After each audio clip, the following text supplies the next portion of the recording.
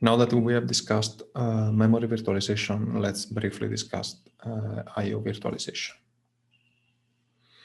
So in general, the hypervisor, which we are assuming now is directly working on top of the hardware, probes the devices at startup, similarly to what the operating system does when there is no virtualization.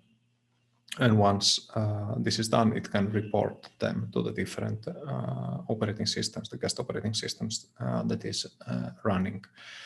And of course, we can use the interrupt mechanism to make sure the hypervisor wakes up and does the necessary emulation when each guest operating system is trying to interact with a device. Now, for some devices, of course, you realize the operating system cannot really take control of the entire device. So if you have one disk and that disk is being shared with all the operating systems, you cannot really let the operating system take full control of the disk because parts of that disk belong to other or are accessed by other guest operating systems.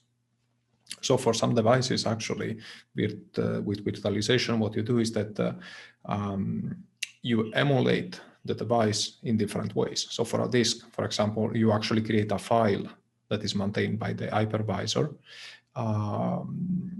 And that is what is actually used to store what the guest operating system believes is storing on disk.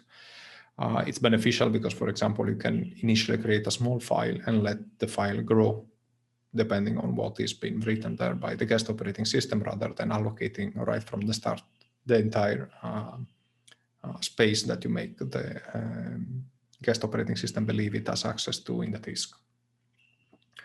When it comes to a network device, for example, then you could have the emulation performed by the hypervisor by actually having the hypervisor acting as a switch. So each guest operating system can have a different MAC address, and then the way in which the hypervisor handles the different requests for the network card is by actually behaving like a regular switch. Also for virtualization of I/O operations, we have here the hardware coming to the rescue of the software, okay? Because as we mentioned several times at this point, sometimes it's beneficial to let the guest operating system and the processes run by the guest operating system interact directly with the hardware rather than having a sort of hypervisor in the middle setup.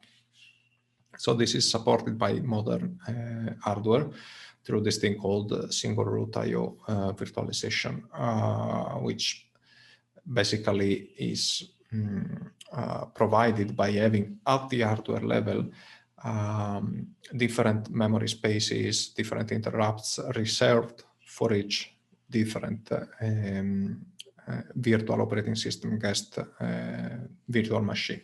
So basically each virtual machine can map its own memory to the corresponding portion of memory you have in the physical hardware, and then you can handle the different input-output requests coming from different guest operating system directly at the hardware level.